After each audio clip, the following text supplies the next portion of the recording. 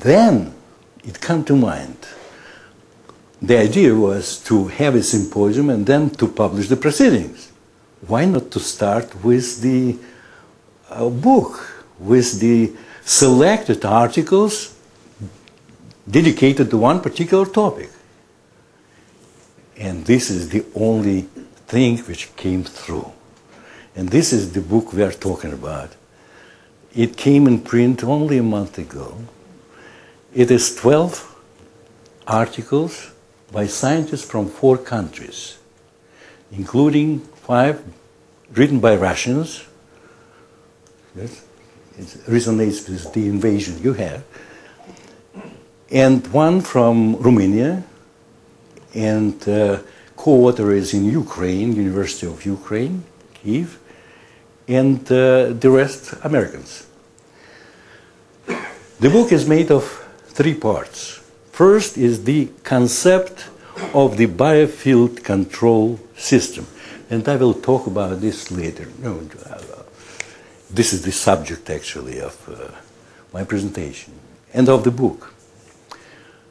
So the first 3 articles is the conceptual idea of the control system, which is actually view not from bottom up what contemporary biochemistry does, hoping that from the bricks they will get the comprehension of the architecture and aesthetics. This is how it looks like.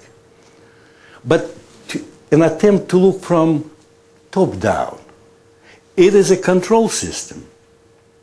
And at least we can distinguish the structure of this control system in the first approximation to know what we are talking about. So one article is mine, and it is the conceptual article. The other one is written by Professor Belousov of Moscow University, who described how the concept of the biofield started at the end of 19th century and the beginning of the 20th century by developmental biologists and embryologists. They were the first to understand that it is not chemistry, that something operates the process of embryonic development. Then, in the middle of the 20th century, 60s to 80s, there was a very bright biochemist in Romania by the name Eugene Makovsky. He was a member of the Romanian Academy of Sciences, and he published a book called Biostructure, right, and something else. And the book was published by Romanian Academy of Science in the Russian language. I don't know how, but for some reason I bought this book and brought it here. Totally, I was not involved so deeply in this field at that time. So it was totally unexplainable to me.